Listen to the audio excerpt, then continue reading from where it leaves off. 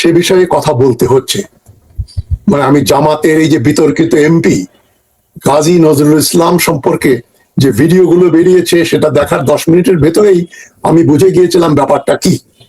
ব্যাপারটা যে একটা এআই জেনারেটেড কোনো কনস্পিরেসি নয়, এটা যে প্রকৃতপক্ষে একটা ঘটনার প্রতিচ্ছবি এই ভিডিওতে বেরিয়েছিল।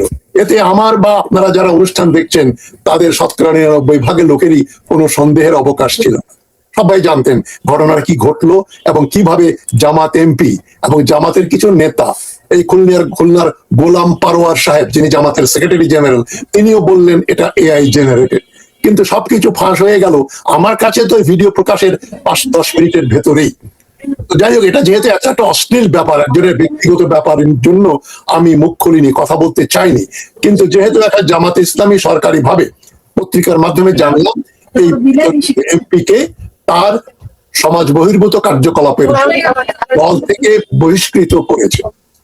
এখন দল থেকে বহিষ্কৃত করেছে, ইলেকশন কমিশনের কাছে চিঠিও দিয়েছে। এখন বাকিটা হচ্ছে যে তিনি শপথ নিয়ে এমপি হিসাবে যে মিথ্যাচার করলেন এজন্য অন্তত পক্ষে তার সদস্য পদ, জাতীয় সংসদের সদস্য পদ শেষ করে দেয়া হবে, তাকে তাকে স্যাক করা হবে অ্যাজ এন এমপি। এটাই আমি আশা করছি। তবে এই আলোচনাটা মানে এটা এমন একটা জনপ্রিয় তবে অপ্রিয় সত্য ব্যাপার যেটা ধামাচাপাও দেয়া যায় না, এবং এটা নিয়ে আলোচনা করলেও একটা বিব্রতকর অবস্থায় পড়তে হয়। যারা জামাত সমর্থক, যারা এই এমপি কে বন্ধভাবে সমর্থন করেছেন, যারা দল কানা, আমরা দেখেছি সোশ্যাল মিডিয়াতে, তাদের কোনো অস্বস্তিকর পরিস্থিতিতে পড়তে না হলেও আমি ব্যক্তিগতভাবে মনে করি এই ধরনের ব্যাপারগুলো মানে আমরা ভিডিওতে আলোচনা করছি, এটা দেশের জন্য এবং সমাজের জন্য খুবই গৌরবের ব্যাপার নয়। তবে শেষ কথা আমি বলছি এই ব্যাপারে এই পর্যায়ে যে জামাত কোনো গৌরবের ব্যাপার না। তারা কোনো ইসলামী দল বলে নিজেদের পরিচিতি দিলেও আপনারা দেখবেন ইদানিং তারা কিন্তু আর ইয়াকিমুদ্দিন মানে দিন কায়েম করো এই এই লোগোর থেকে এই কথাগুলো বাদ দিয়ে দিয়েছে। তাদের প্রথমে ছিল আল্লাহু, তারপর ইয়াকিমুদ্দিন, এটা জামাতের ব্যানারে সর্বত্র ছিল, ওদের লেটার হেডে ছিল, সর্বত্র ছিল। সেটা এখন নাই। তারা বলতে চাচ্ছে তারা শরিয়া আইন চালু করার জন্য কোনো দল নয়, তারা ধর্মনিরপেক্ষ, তবে দলের নাম জামাতে ইসলামী। এখানে একটু মানে যেটা কন্ট্রাডিকশন, আমার মনে হয় এটা সুবিধার জন্য তারা ইসলামী ইসলামপন্থী লোকদেরও দলে আনতে চাচ্ছে এবং যারা ধর্মনিরপেক্ষ তাদেরও আনতে চাচ্ছে। তারা আপাত দৃষ্টিতে মনে হয় কিছুটা সফলতা অর্জন করেছে, কারণ জামাত এত পরিমাণ ভোট, এত সিট অতীতে কোনোদিনও পায়নি। তো আমরা ভিডিওর ব্যাপারে আলোচনা যতটা সম্ভব সংযত ভাষায় এটা নিয়ে কথা বলবো। Right sir. আসসালামু আলাইকুম স্যার, আপনার মাধ্যমে দর্শক সবাইকে সালাম জানাচ্ছি। আমরা যেখান থেকে আমরা শুরু করতেছি, আসলে কালকে তো আমরা এই ব্যাপারটা নিয়ে আসলে আপনি কথা বলতে চান নাই, আমরা কয়েকবার আপনাকে আমি কয়েকবার করলাম যে স্যার এটা একটি কথা বলাতে জরুরি ছিল। তো এখন এখানকার যে প্রশ্নটা, আমি যে প্রশ্নটা আপনাকে এখানে করতে চাচ্ছি সেটা হচ্ছে গিয়ে ওনার একটা যে এই ছবি একটা ভাইরাল হয়েছে, একটা সিভি, যে সিভিটার মধ্যে উনি পাশে উনি ওইখানে সিগনেচার করতেছে মানে গুরুত্ব সহকারে নেওয়ার জন্য।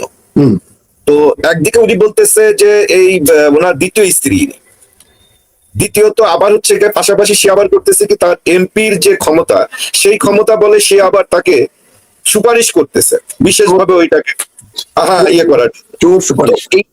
এইটাকে আপনি কি মনে করেন না এটা যে তার শপথ ভঙ্গ? মানে আমি তার ব্যক্তিগত চরিত্র, কারো ব্যক্তিগত চরিত্র নিয়ে আপনিও কথা বলতে রাজি না, আমিও স্যার কথা বলতে চাই না, কিন্তু মূল বিষয়টা হচ্ছে এই যে মানে প্রসঙ্গটা যেটা আসছে, সে ওই চাকরির যে ইয়েতে সে যে সুপারিশটা করলো একজন এমপি হিসাবে, এটা কি তার শপথ ভঙ্গের একটা ব্যাপার আপনি মনে করেন কিনা আদৌ? নিশ্চয়ই। এবং মেয়ের যে ক্রেডেন্সিয়াল, একজন ম্যাট্রিক পাস মহিলা, 18 বছর বয়সে একটা মেয়ে, তার জন্য এমন কোন চাকরি বাংলাদেশে আছে যেখানে এমপি জোরদার সুপারিশ করতে পারেন? এখানে তো মনে হচ্ছে একটা লেনদেনের ব্যাপার, এটা তো প্রচ্ছন্ন ভাবে ফুটে ওঠে, যেটাকে আমরা বলতে পারি কাজের বিনিময়ে খাদ্য, যে কাজ করো এটা পাবে। তো এখন ব্যাপারটা তো ওই ধরনের ব্যাপারই হচ্ছে, একজন মেয়েকে যৌন সম্ভোগের উদ্দেশ্যে তাকে একটা লালসার দিকে নিয়ে যাওয়া, তাকে চাকরির কথা বলা। আদারওয়াইজ একজন 18 বছর বয়স্ক মেয়ের একজন 75 বছর বয়স্ক বৃদ্ধের জন্য কোন রকম অনুরাগ ভালোবাসা জাগতে পারে না। তো এই ব্যাপারটা তো বোঝাই যাচ্ছে যে এটা ন্যাক্কারজনক ঘটনা। উনি অবৈধভাবে তাকে রিকমেন্ড করছেন, এবং তখন তো তিনি তাকে বলেননি আমার স্ত্রী, দ্বিতীয় স্ত্রীকে আমি চাকরির জন্য সুপারিশ করছি, তাই না? এটা হচ্ছে সবচেয়ে বড় একটা বিষয়, এটা যে সবচেয়ে বড় একটা বিষয় যে এখানে যে তার যে আপনার এই মানে দ্বিতীয় বিবাহ যেটা, এইটাও তো বাংলাদেশের তো একটা মানে কি বলে ম্যারেজ একটা অ্যাক্ট আছে, একটা আইন আছে, যে আপনার বিয়ের আগে জেলা পরিষদের ইয়েতে আপনার ইউনিয়ন পরিষদের চেয়ারম্যান, পৌরসভার মেয়র অথবা সিটি কর্পোরেশনের কাছে আপনার লিখিত আবেদন করতে হবে।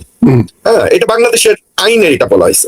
আবেদন করে দ্বিতীয় স্ত্রীর বিবাহের কারণ ও প্রথম স্ত্রীর সম্মতি আছে কিনা এবং আর্থিক সামর্থ্য ইত্যাদি এখানে উল্লেখ করতে হয়। তো আর্থিক সামর্থ্য ওনার আছে, ওনার বিয়ে করছে, ঠিক আছে, তো উনি বিয়ে উনি করতেই পারে। কিন্তু আমার কথা হচ্ছে এই যে বাংলাদেশের যেখানে বাংলাদেশের আইনে যেখানে আছে যে আপনাকে অবশ্যই এটা অনুমোদন ছাড়া, অনুমতি না নিয়ে, এবং প্রথম স্ত্রী খালি অনুমতি ওইভাবে দিলে হবে না, রীতিমতো এখানে উল্লেখ করা আছে যে স্বামীর মানে এইখানে যে সালিশটা করতে হবে পৌরসভা চেয়ারম্যান, ইউনিয়ন পরিষদ চেয়ারম্যান, সিটি কর্পোরেশনের চেয়ারম্যানের কাছে এটা লিখিতভাবে এটা আবেদন করতে হবে। আবেদনটা কিন্তু লিখিতভাবে করতে হবে। তৃতীয়ত হচ্ছে গিয়ে চেয়ারম্যানের প্লাস হচ্ছে গিয়ে স্বামী অনুমোদিত একজন প্রতিনিধি এবং প্রথম স্ত্রীর মনোনীত একজন প্রতিনিধি, এখানে উভয় পক্ষের নোটিশ দিয়ে শুনানি করা হবে। তো আদৌ এই জিনিসটা এখানে এই ক্ষেত্রে করা হয়েছিল কিনা, এটা হচ্ছে মূল কোশ্চেনের জায়গাটা। আমি এখানে এই জিনিসটাকে আপনি কিভাবে দেখেন? সে তো এই জিনিসগুলো স্পষ্ট করে নাই। আমি এখানেই আসছি। 1961 সালে আইয়ুব খানের যে অর্ডিন্যান্স ছিল মুসলিম ফ্যামিলি অ্যাক্ট, সেটাই বাংলাদেশ হওয়ার পরে ওইটা পাকিস্তানের আইনটা বাংলাদেশও প্রযোজ্য হয়ে গেল, এবং সেখানে দ্বিতীয় বিবাহের প্রতি এই যে ফজলুর রহমান কমিশন যেটা আইয়ুব খান গঠন করেছিলেন, ফজলুর রহমান ব্যক্তিগতভাবে বিশ্বাস করতেন ইসলাম দ্বিতীয় বিয়ে অনুমোদন করে না। সূরা নিসায় মাত্র এক জায়গায় বলা হয়েছে তোমরা যদি এতিম মেয়েদের প্রতি সুবিচার ন্যায় বিচার করতে পারবে বলে আশঙ্কাগ্রস্ত থাকো, তাহলে দুই তিন বা 4 জনকে বিয়ে করো তাদের নিরাপত্তার জন্য, যাতে ওহদের যুদ্ধে 70 জন সাহাবী মারা যান। তখন মদিনায় মুসলমানদের সংখ্যা 1000-এর একটু বেশি পুরুষ মানুষ, তার ভেতরে 70 জন মারা যাওয়া মানে প্রায় 7% মুসলমান পুরুষ নিহত হন, শহীদ হন এই যুদ্ধে। একটা এমার্জেন্সি সিচুয়েশনের এমার্জেন্সির একটা সলিউশন ওটা কোনো ইসলাম দ্বিতীয় তৃতীয় চতুর্থ বিবাহ অনুমোদন করে এই ধরনের কোনো ব্যাপার বোঝায় না। যাই হোক, ওই বিতর্কে না গিয়ে আপনি যেটা বললেন মুসলিম ফ্যামিলি ল অর্ডিন্যান্স যেটা বাংলাদেশের আইন হিসেবে চালু আছে, যে লিখিতভাবে চিঠি লিখতে হবে, লিখিতভাবে বউয়ের অনুমতি আনতে হবে, এবং এগুলো এই যে ভিডিওতে আমরা প্রথমে যেটা দেখলাম, তাকে কিছু ছেলে জিজ্ঞেস করছে যে আপনি এই জায়গায় কি আগেও এসছেন কিনা, তো বলছে না আজকেই প্রথম আসছি। উনি যদি সত্যি সত্যি ওই মহিলার সঙ্গে বিবাহে বদ্ধ থাকতেন, তাহলে ওনার বডি ল্যাঙ্গুয়েজ এবং ভাষা হতো যে আমার স্ত্রীকে নিয়ে আমি কোথায় যাই বা না যাই সেটা তোমাদের কি। উনি বরং যুদ্ধংদেহী হয়ে মার মুখে বলতেন যে তুমি চেনো আমি একজন এমপি, আমার এই দ্বিতীয় স্ত্রী বিবাহিত স্ত্রীকে নিয়ে আমি যেখানেই যাই যেখানে যা করি সেটা আমার ধর্মীয়, সামাজিক, রাজনৈতিক, রাষ্ট্রীয় অধিকারভুক্ত। তোমরা অনধিকার চর্চা করছো, তোমাদের বিরুদ্ধে আমি অ্যাকশন নেব। উনি অনুরোধ করছেন পুলিশের কাছে যাবেন না, পুলিশকে বলবেন না। আর ওই মেয়েটাও ভিডিওতে বলছে এবং স্যার এখানে একটু ছাড় দেওয়ার, সে বলতেছে যে আমাকে এই ব্যাপারটা একটু আপনারা সমাধান করেন। মানে এই যে সমাধান যে শব্দটা যখন আসছে, এটা কিন্তু খুব স্পষ্ট এই সমাধানের কথাটা উনি বলছে। আমি খুবই আনন্দিত যে জামাত ইসলামী সঠিক সিদ্ধান্ত নিয়েছে। দল কানারা এমনকি গোলাম পারোয়ার পর্যন্ত যেভাবে মিথ্যাচার করলেন সোশ্যাল মিডিয়াতে, আমার যারা যারা জামাত সমর্থক বন্ধু আছে, ফ্রেন্ড আছে, তারা পর্যন্ত আর্গুমেন্ট দিচ্ছে যে এটা পাঠানো, এটা এআই জেনারেটেড, এবং জামাত করলেই যত দোষ। জামাতের একে এমপি বলছেন যে উনি তো বিয়ে করেছেন, এটা নিয়ে এত হইচই করার কি আছে? জামাত বলেই কি আপনাদের এত উৎসাহ, আপনারা এত রাগ করছেন? তো ব্যাপারটা দলীয়করণ থেকে এখন দেখা যাচ্ছে পিয়ার প্রেশার সোশ্যাল মিডিয়া হয়ে যাওয়াতে যে পরিমাণ এটাকে নিয়ে কাটানো হয়েছে, অ্যানালিসিস হয়েছে, মানে একটা সাবজেক্ট যেটাকে বলে অবজেক্টিভ অ্যাপ্রেজাল হয়েছে, তার ফলে জামাত নেতৃবৃন্দ বুঝে গেছেন যে এই লোককে জামাতে রাখলে জামাতের ভরাডুবি ঘটবে এবং এই প্রশ্নগুলোর উত্তর তাদের আগামী নির্বাচনের সময় দিতে হবে। তো এটা খুব ভালো লক্ষণ যে জামাত সিদ্ধান্ত নিয়েছে, দেরিতে হলেও। এখন যে প্রশ্নগুলো না, কিন্তু আপনার সাথে এখানে আমি একটু শ্রদ্ধার সাথে দ্বিমত করি। সেটা হচ্ছে গিয়ে দেখেন, আপনি জামাত এটা খুব ভালো সিদ্ধান্ত নিচ্ছে, কোনো সন্দেহ নেই যে একটা মানে চরিত্রহীন, মানে তাদের হিসাব ইয়েতে তো এখন তো যেহেতু তারা তাকে বহিষ্কার করছে, তার মানে ওনার বিরুদ্ধে যে ইয়েগুলো আসছে আমরা যেগুলো দেখছি, এটা মোটামুটি জামাতে মানে এটা প্রমাণ করে দিল। এটা হচ্ছে একটা। দ্বিতীয়ত হচ্ছে গিয়ে জামাত তাকে বহিষ্কার করছে, ঠিক আছে, কিন্তু সে একজন এমপি, এটা আমাদেরকে ব্রেইনে রাখতে হবে। সে একজন এমপি ছিল, মানে জামাতের যে আদর্শে যে রাজনীতি করে সেই আদর্শটার যারা নীতি নির্ধারণী পর্যায়ে যারা ছিল তাদের মধ্যে এই গাজী নজরুল ইসলাম একজন। কাজী ওনাকে আজকে আপনি বহিষ্কার করে দিচ্ছেন আর দল পরিশুদ্ধ হয়ে গেছে, এইটাও ঠিক এরকম ভাবে এত সহজ ভাবে সরলীকরণ করারও কোনো স্কোপ আছে বলে তো স্যার আমি মনে করি না। আপনি কি মনে করেন? আমি এই ব্যাপারটা যদি আমি তো জামাতের সমর্থক নই, তবে আমি নিরপেক্ষ ভাবে বলতে চাই মন্দের ভালো জামাত এটা একদিনের ভেতরে সিদ্ধান্ত নিয়ে আজ বুধবার বিকেল 4টায় তারা সিদ্ধান্ত নিয়েছেন ডাক্তার শফিকুর রহমানের সভাপতিত্বে। এটা একটা ভালো ডিসিশন বলতেই হয়। জামাত যদি দল হিসাবে বলতো এটা এআই জেনারেটেড, এটা মিথ্যাচার, জামাতের বিরুদ্ধে এটা প্রোপাগান্ডা, তাহলে কিন্তু জামাত আরো কাদার ভিতরে পড়তো।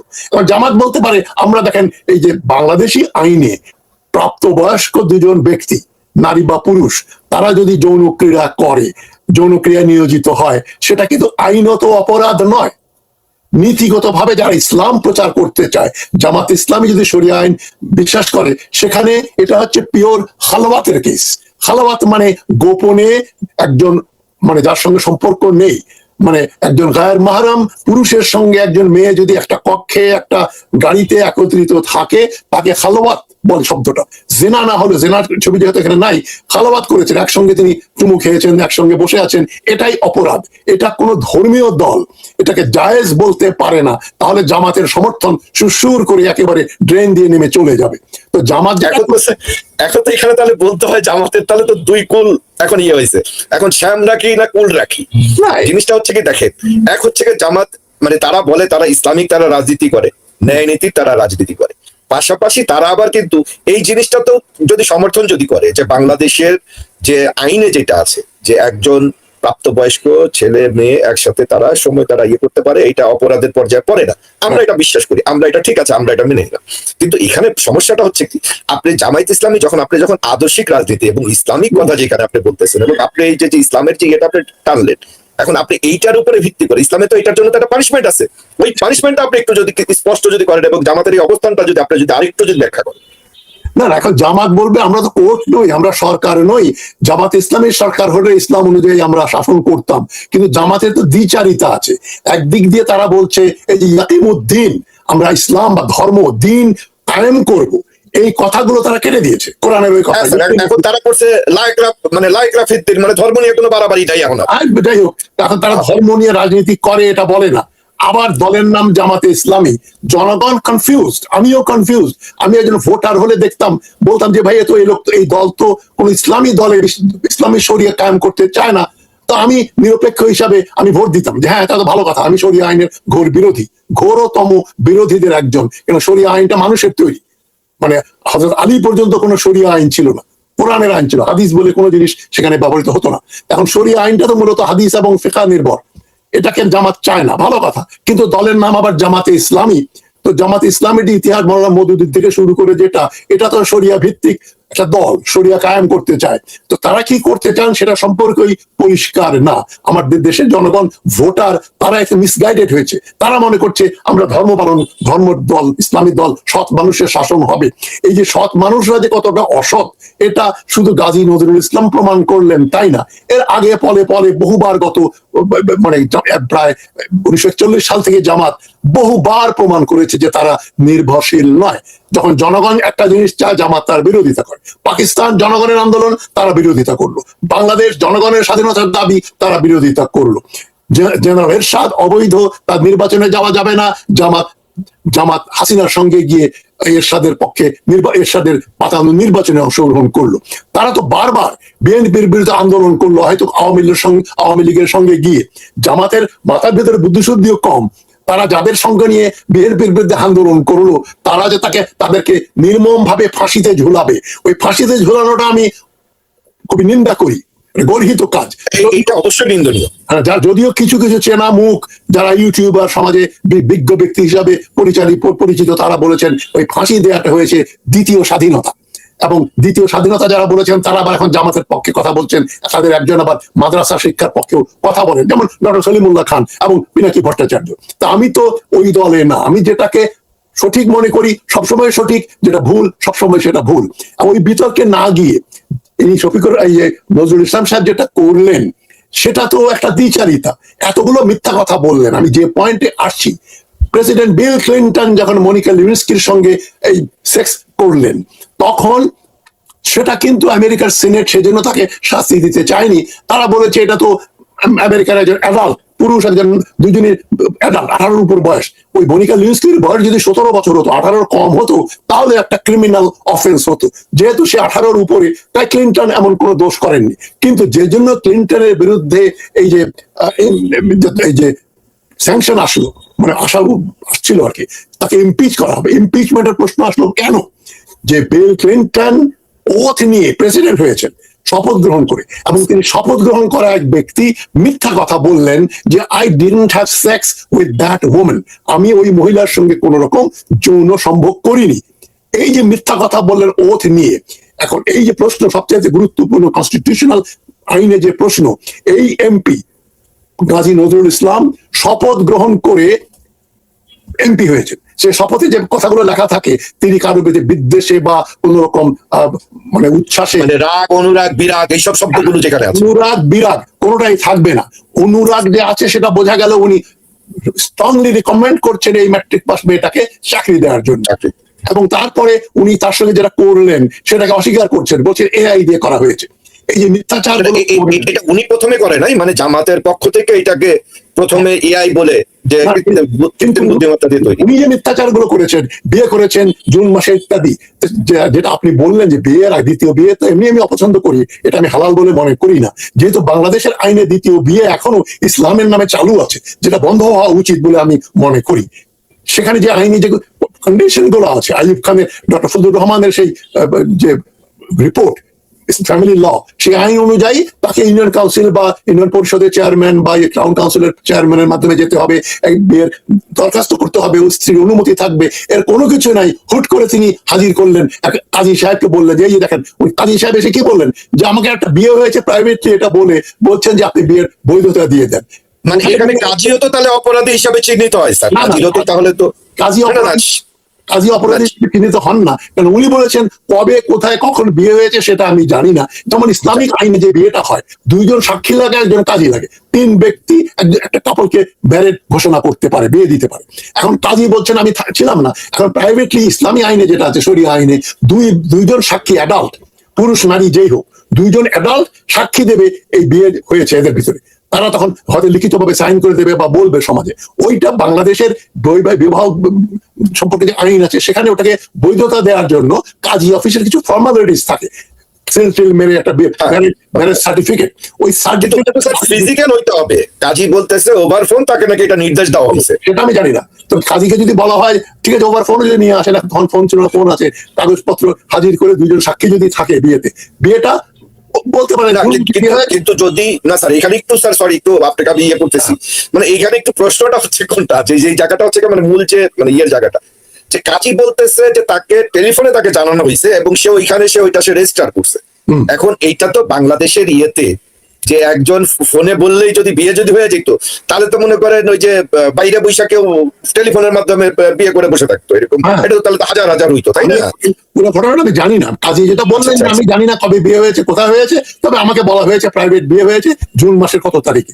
এখন এটা ফোনে বলা হয়েছে না, জুন মাসের বিয়ে হলে পরে উনি ওই মহিলাকে নিয়ে এক বাড়িতে গেলেন, কে বা কারা সেখানে সিসি ক্যামেরা বসিয়েছে এটা অন্য ব্যাপার, উদ্দেশ্য কোন রকম মারামারি গন্ডগোল থাকতে পারে, কিন্তু ঘটনাটা ক্যামেরায় আমরা দেখেছি এবং এটা সত্য প্রমাণিত হয়েছে। সেখানে এটা যদি অসত্য হতো তাহলে এমপি সাহেব অসংলগ্ন কথা বলতেন না। মেয়েটাও বলছে এখন আমি আর কি বলবো, যা করার ধরা তো পড়েই গেছি। এখন তার মানে ব্যাপার, যদি বিবাহিত হতো মেয়েটা বলতো কি বলছেন, আমি নিজে এই ভদ্রলোককে বিয়ে করেছি, আমি ওনার বিয়ে করার স্ত্রী, এই কথাটা সেই মেয়েটাও বলেনি। তো পুরো মামুনুল হকের ক্ষেত্রেও স্যার একই ঘটনা। হ্যাঁ, 501 মামুনুল হকের ক্ষেত্রেও কিন্তু একই ঘটনা। ওটা তো আরো জঘন্য ব্যাপার, সে আরেকজনের বউকে নিয়ে এসে নিজের বউয়ের নামে হোটেলে রিসর্টে রেজিস্টার করছে।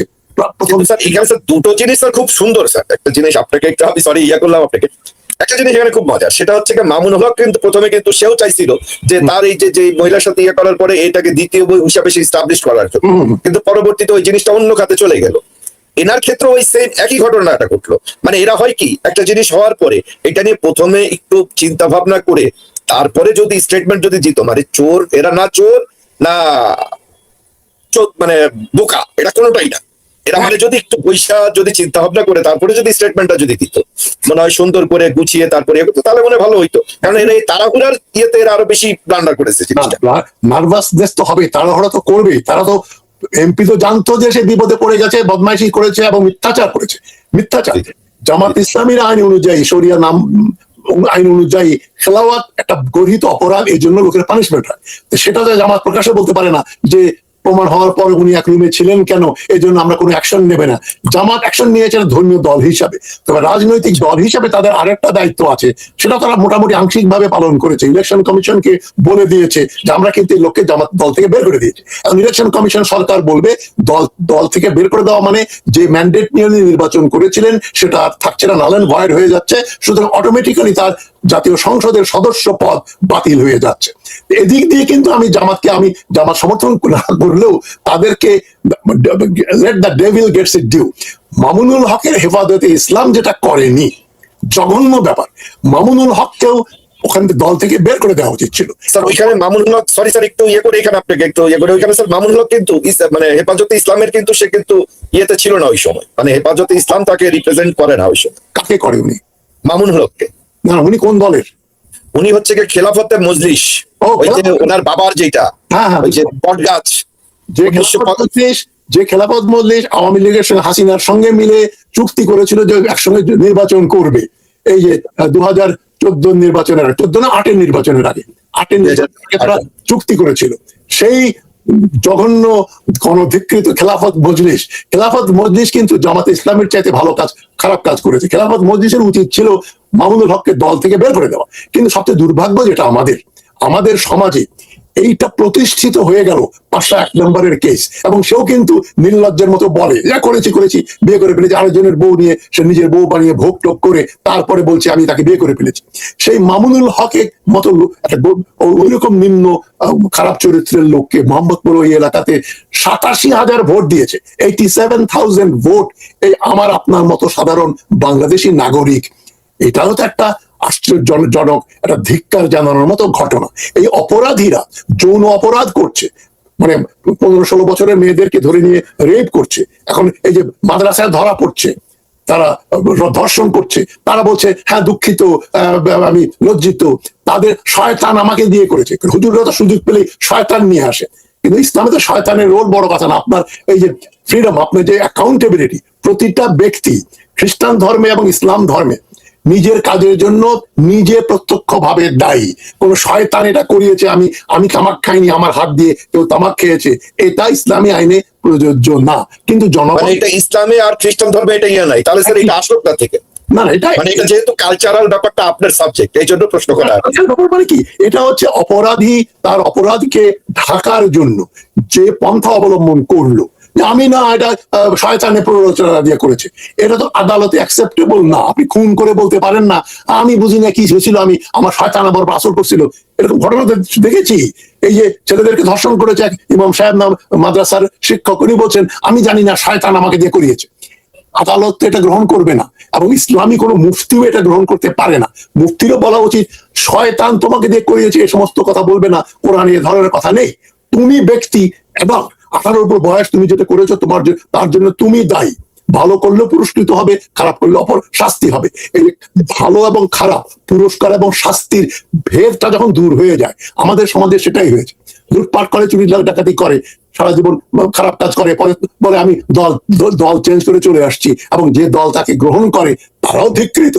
পুরোটাই চলছে সুবিধাবাদী এক ধরনের করাপশন, প্রতিটা রন্ধ্রে দুর্নীতি। সুতরাং দুর্নীতিগ্রস্ত লোকজন কোনো আইন কায়েম করতে পারে না, আইন প্রতিষ্ঠা করতে পারে না। সেটাই আনফরচুনেটলি বাংলাদেশে। এখন আপনাকে আমি আরেকটা যে প্রশ্নটা ইয়ে করার, সেটা হচ্ছে যে জামাত তো ওনাকে দল থেকে বহিষ্কার করলো, এখন পরবর্তী পদক্ষেপ সরকারের, মানে আমাদের সংসদের মাননীয় স্পিকার কি তার সংসদ সদস্য পদকে এটা কি বহাল থাকবে কিনা? কেননা সে ওই যে মহিলার যে চাকরিতে যে সে যেটা মানে সিগনেচার যেটা করছে, যে সুপারিশটা, সে বলতেছে তার দ্বিতীয় স্ত্রী, তার মানে সে শপথ, সে লিখিত ভাবে এটা সে ভঙ্গ করলো, তাই না? তো এই ক্ষেত্রে কি তার সংসদ সদস্য পদ, যেহেতু তার দল থেকে নমিনেশন গেছে, এটা কি থাকতে পারে? অবশ্যই তার সংসদ সদস্য পদ চলে যাবে, ওই মেয়ের সঙ্গে এক ঘরে পাওয়া যাওয়ার জন্য না। এই যে সুপারিশ করেছে এটা বেআইনি, তিনি একজনের জন্য সুপারিশ করবেন কেন? যোগ্যতা অনুসারী যে কোনো চাকরিদাতা তার সিভি দেখবে, ইন্টারভিউ নেবে, চাকরিতে যোগ্য প্রমাণিত হলে চাকরি পাবে। মানে গুরুত্ব আপনি দিচ্ছেন স্যার হচ্ছে কি ওই যে সিগনেচারটা যে করছে চাকরি সুপারিশে, অনেকটাকে আমি অনেকগুলো পয়েন্ট আসছি। এক নম্বর হচ্ছে একজন এমপি যিনি শপথ নিয়েছেন যে অনুরাগ বিরাগে বসে কিছু করবেন না, তিনি ইনফ্লুয়েন্স খাটিয়ে সরকারি কর্মচারীকে বলছেন একে জোরদার সুপারিশ করা হলো, এটা উনি বেআইনি কাজ করেছেন। এর জন্য তার সদস্য পদ চলে যাওয়া উচিত। তিনি শপথ দিয়েছেন যে অনুরাগ বিরাগ বসে কিছু করবেন না, তিনি সে শপথ ভঙ্গ করেছেন এবং মিথ্যাচার করেছেন। মিথ্যাচার হচ্ছে যাকে তিনি বিয়ে করেননি তাকে তিনি বিয়ে করেছেন বলে প্রমাণ করার ব্যর্থ চেষ্টা করলেন। চেষ্টাটা ব্যর্থ হয়েছে, কিন্তু উনি অ্যাটেম্প্ট নিয়েছেন মিথ্যাকে সত্য, সত্যকে মিথ্যা বানানোর জন্য। এই দুটো অপরাধ ধরলেই তাকে আমরা বাংলাদেশি আইন অনুযায়ী তার সদস্য পদ ইমিডিয়েটলি চলে যাওয়ার কথা। এখন ইসলামী শরিয়া বিধান মতে যেটা উনি করেছেন, হয়তো জামাত ইসলামী সেজন্যই তাকে দল থেকে বের করে দিয়েছে, অথবা তারা দেখেছে এটা এমন এম্বারাসিং ব্যাপার যে ব্যাকফায়ার করবে। শুধু সাতক্ষীরাতে না, দেশের সর্বত্র যারা জামাতকে ভোট দিয়েছে তারা প্রশ্ন করবে যে জামাত কি ধরনের নীতি বহির্ভূত দল, যে তাদের দলের কেউ এত বড় একটা অপরাধ করেছে তাকে রেখে দিয়েছে। শুধু জামাতের প্রতি দলেরই না শুধু স্যার, এখানে আপনার সবচেয়ে বড় যে আমাদের যে ইয়েটা স্যার, এখানে সবচেয়ে বড় ইয়েটা হচ্ছে কি সে একজন সংসদ সদস্য, মানে বাংলাদেশ জামায়াতে ইসলামী, তিনি হচ্ছে গিয়ে নীতি নির্ধারণী, মানে ওই দলের নীতি নির্ধারণী মানে সদস্য যারা আছে তাদের মধ্যে অন্যতম। এটা হচ্ছে সবচেয়ে বড় বিষয়, যে অপরাধটা অ্যাকচুয়ালি একটা রিকশাওয়ালা একটা অপরাধ করছে, আর একজন মানে কর্তা ব্যক্তি, মানে যে পলিসি যে মেক করবে সে একটা অপরাধ করবে। দুইজনের অপরাধের মধ্যে কিন্তু একটা পার্থক্য আছে স্যার। নিশ্চয়ই নিশ্চয়ই এইটাকে স্যার একটু যদি স্পষ্ট করে দেন। সমাজের নিম্নবর্গীয় মানুষ অপরাধ করলে তাদের বিচার হয়ে যায়। পকেট মার ধরা পড়লেই বাসে ট্রেনে কোথাও বাংলাদেশের সবাই তখন সৎ হয়ে যায়। তাকে ঘুষি মারার জন্য, মার দেওয়ার জন্য, মারতে মারতে মেরে ফেলারও নিদর্শন রয়েছে। তারা কি এই জনতা, সালমান রহমান বা আরো ওই ধরনের বড় বড় ঋণ খেলাপি কোন সরকারি অফিসার, ব্যাংকের ম্যানেজারের, ডাইরেক্টর, তাদেরকে বাসের ভিতরে বা ট্রেনের ভিতরে বা রাস্তায় গুলিস্তানের মোড়ে পেলে 50 জন বাংলাদেশি নাগরিক ধরে পেটাবে? সাহস পাবে? পাবে না স্যার, ওইটা তো তাদেরকে তারা টানবে। আমি ওইখানটাই আসছি। যে সমাজে বড় লোক, এমপি বলেন, মন্ত্রী বলেন, পয়সাওয়ালা লোক বলেন, তারা অপরাধ করে পার পেয়ে যাবে, আর সাধারণ লোকের শাস্তি হবে, এটা বেআইনি ব্যাপার। সেদিক দিয়ে যদি আমরা আইনের শাসন প্রতিষ্ঠা করতে চাই, একজন এমপি এই অপরাধটা করেছেন, মিথ্যাচার করেছেন, তিনি জালিয়াতি করেছেন, তার ওই মেয়ের সঙ্গে মানে একান্তে থাকাটা ইসলামী আইনে গঠিত।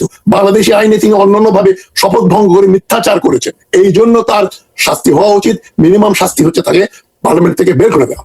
এটা যদি বাংলাদেশ সরকার না করে, জামাত যে চিন্তা করে তাকে দল থেকে বের করেছে যে জামাতের জন্য লায়াবিলিটি হবে, তারেক রহমানের সরকার যদি, স্পিকার এবং ইলেকশন কমিশন যদি ওই ধরনের শপথ ভঙ্গকারী এক এমপি কে পার্লামেন্টের এমপি হিসাবে রেখে দেয়, যার ম্যান্ডেট শেষ হয়ে গেছে, দল তাকে বের করে দিয়েছে, এখানে আর তর্কের কোনো অবকাশ নেই। তার সদস্য পদ, পার্লামেন্টের সদস্য পদ থাকতে পারে না। রেট্রোস্পেক্টিভ ইফেক্টে যেদিন এই ঘটনাটা ঘটেছে, সোমবার বা রবিবার যখন হয়েছে, ওই দিন থেকেই তার সদস্য পদ খারিজ করার জন্য গ্যাজেট ঘোষণা করা হোক বলে আমি দাবি করছি। আপনাদের বিচারের ভার। একটা জিনিস যেটা আপনার মূল্যবান সময়, আজকে আপনি ব্যস্ত, তারপর আপনাকে আমি জোর করে বলছি স্যার এই প্রোগ্রামটা করতে হবে, যদি আপনি ব্যাপারটা নিয়ে কথা বলতে চান নাই, হ্যাঁ, যে বাবু এটা আমার রুচিতে বাধে, তো স্যার এটার জন্য আমি দুঃখিত যে আপনারা জোর করে আমি কথাটা আমি বলালাম। এখন স্যার আমার একটা স্যার প্রশ্ন, স্যার দেখেন একটা জিনিস, এটা খুব বাংলাদেশের রাজনীতিতে খুব প্রাসঙ্গিক স্যার। 1979